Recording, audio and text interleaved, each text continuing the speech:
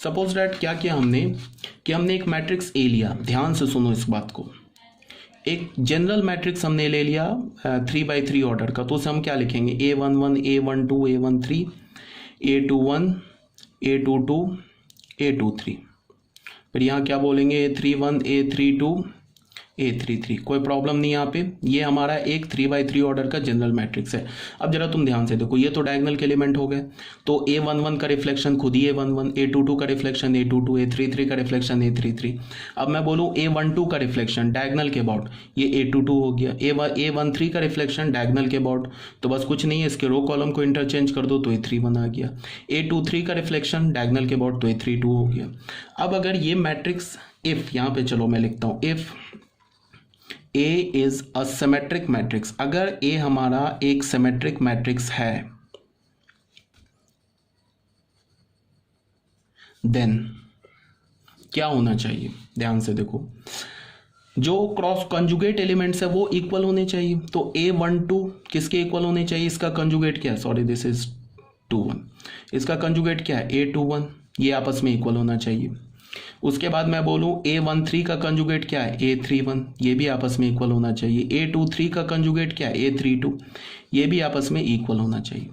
ठीक है, अगर ये तीन कंडीशन, ये तीन एलिमेंट्स आपस में इक्वल है, तब हम क्या बोलेंगे, is a symmetric matrix. Clear है? तो हमने ए मैट्रिक्स को क्या बोल दिया यहाँ पे, A11 A12 A13। A21 किसके इक्वल है, A12, तो यहाँ पे हमने A21 की जगह A12 लिख दिया। ठीक है, उसके बाद ये A22, फिर A23, फिर A31 किसके इक्वल है, A13 के इक्वल, तो A13 लिख दिया।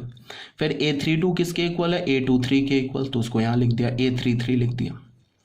ठीक है, अब तुम ध्यान से देखो, तो ये ए मैट्रिक्स किस में कन्वर्ट हो गया, इस मैट्रिक्स में। ए मैट्रिक्स को हमने, मतलब ये जो एलिमेंट्स इक्वल है ना, उसको अपने प्लेस पर रख दिया। अब जरा तुम इसका ट्रांसपोज लो, ए का ट्रांसपोज लो। तो ट्रांसपोज हम कैसे लेते हैं, रो को कॉलम में चेंज कर देते हैं। इसका फर्स्ट रो उठाया, इसका फर्स्ट कॉलम बना दिया, तो क्या हो जाएगा, ये A11 A12 A13। इसका सेकेंड रो उठाया, सेकेंड कॉलम बना दिया, तो ये क्या हो गया, A12 A22 A23। इसका थर्ड रो उठाया, थर्ड कॉलम बना दिया, A13 A23 एंड A33। अब जरा तुम ध्यान से देखो, इस मैट्रिक्स को देखो और इस मैट्रिक्स को देखो, सेम मैट्रिक्स नहीं आ गया, देख लो। तो यहां से हमें क्या पता चला कि A is equal to A transpose, this implies that A is a symmetric matrix. Clear है ये बात, कोई प्रॉब्लम नहीं यहाँ तक? ठीक है, अब मान लो कि ये तो एग्जाम्पल 1 था हमारा, अब हम सेकंड एग्जाम्पल लेते हैं। सेकंड एग्जाम्पल में हमने क्या किया, अच्छा फिर एक बात और है कि हम, अगर मुझे कोई बोले कि एक 3x3 ऑर्डर का सिमेट्रिक मैट्रिक्स लिखो, तो कैसे हम लिखेंगे, वो देख लो कैसे लिखेंगे। 3x3 ऑर्डर का सिमेट्रिक मैट्रिक्स कैसे होगा, इसमें 9 प्लेस होंगे, ऐसे करके होंगे ना। इसमें हमें कोई बोले कि कोई भी एक 3x3 ऑर्डर का सिमेट्रिक मैट्रिक्स लिखो, तो कैसे लिखेंगे। ये जो तीन डायगोनल के एलिमेंट है ना, इस पे तुम्हारी मर्जी है, कुछ भी डाल दो। मान लो उसमें हमने 1 2 3 डाल दिया।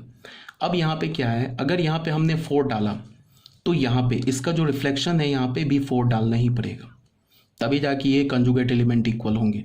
यहाँ पे 5 डाला तो यहाँ भी 5 डालना पड़ेगा, यहाँ पे अगर 6 डाला तो यहाँ भी 6 डालना होगा।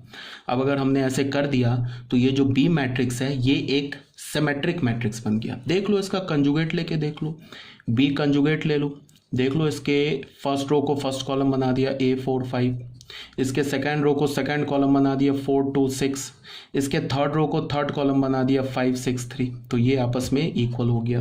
यहाँ से हो गया B is equal to B conjugate, तो हमें क्या पता चला, B is a symmetric matrix. बहुत बोल दिया, क्लियर होना चाहिए। ठीक है, अच्छा ये जो नोट्स बनाए यहाँ पे आप लोगों को मैंने पहले सेंड कर दिया, वीडियो मैं बाद में बना रहा हूँ। यहाँ पे एक्चुअली क्या है कि आपके नोट्स में क्या होगा, इसको थोड़ा चेक कर लेना।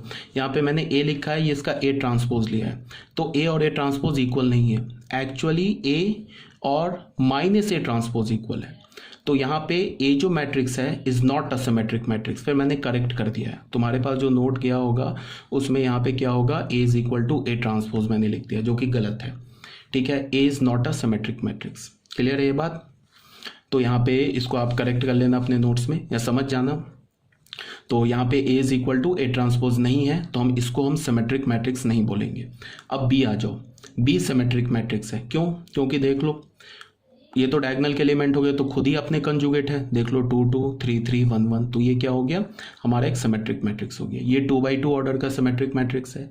डायगोनल में तो 4 6 आ गया। अब इसके बाद A12 और A21 इक्वल है, तो ये भी C is equal to C transpose, तो ये भी एक सिमेट्रिक मैट्रिक्स हो गया। ए सिमेट्रिक मैट्रिक्स नहीं है। आपके पास जो नोट्स किया उसमें गलती से मैंने ए को सिमेट्रिक बोल दिया, but A is not equal, A is not a symmetric matrix. ये बात समझ में आनी चाहिए, ठीक है।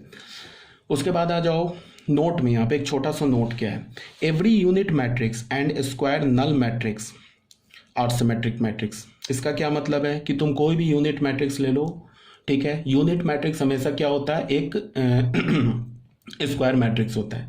तो तुम कोई भी यूनिट मैट्रिक्स लो वो हमेशा क्या होगा, सिमेट्रिक मैट्रिक्स होगा। तुम कोई भी नल स्क्वायर मैट्रिक्स लो वो हमेशा सिमेट्रिक मैट्रिक्स होगा। यही नोट नंबर 1 में है। इसको तुम ऐसे भी समझ सकते हो। मान लो कि हमने एक I2 ले लिया, सेकंड ऑर्डर का एक यूनिट मैट्रिक्स लिया, वो क्या होगा 1 0 0 1। इसका तुम I2 का तुम कंजुगेट ले लो, ट्रांसपोज ले लो, ये क्या हो जाए 1 0 0 1। तो यहाँ से हमें क्या मिला, I2 is equal to I2 transpose. तो क्या मिल गया, I2 मतलब सेकेंड ऑर्डर का जो हमारे पास यूनिट मैट्रिक्स है वो क्या है, वो एक सिमेट्रिक मैट्रिक्स भी है। अगर तुमने एक नल मैट्रिक्स ले लिया 2x2 ऑर्डर का नल मैट्रिक्स ले लिया 0 0 0 0, अब ऑब्वियस सी बात है इसका कंजुगेट लोगे तो ये भी आ जाएगा 0 0 0 0। तो क्या हो जाएगा 0 0 नहीं है ये, sorry, this is null is equal to conjugate. तो इसका मतलब क्या है कि null square matrix is also a symmetric matrix. ये बात क्लियर होनी चाहिए। तो ये हमारा था क्या, पहला नोट, नोट नंबर 1। अब ये सेकंड नोट क्या बोल रहा है, इसको देख लो।